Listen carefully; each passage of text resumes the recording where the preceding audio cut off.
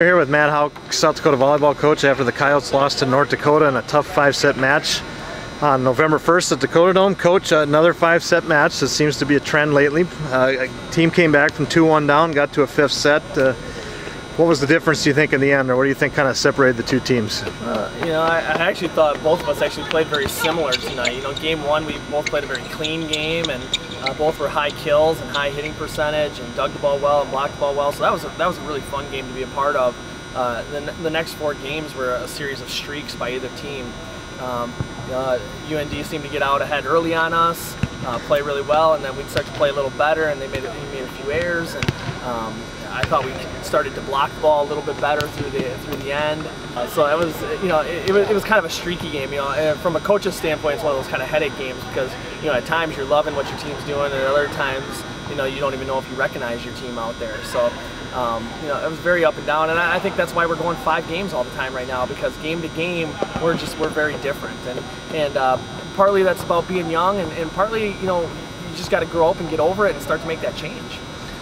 You made a nice comeback in the 2nd set after a tough loss in the 1st set, and that seemed to get us some momentum. And then you mentioned the 3rd set was they went on a little run. What do you think got us going again there in that 4th set? Because we had a big deficit, we kind of chipped away at it. What do you think was the difference there? I thought a lot of it had to do with our blocking and defense. I thought we got after defense. We were flying around the court, getting touches.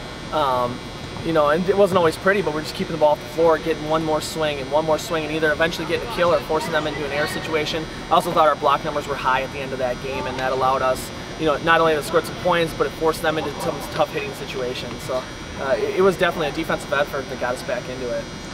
Obviously this weekend, 2 more conference matches at home, the last matches at home of the season. What do you look to what do you want to see from the team going into those matches? You just kind of want to see that consistency kind of develop a little bit?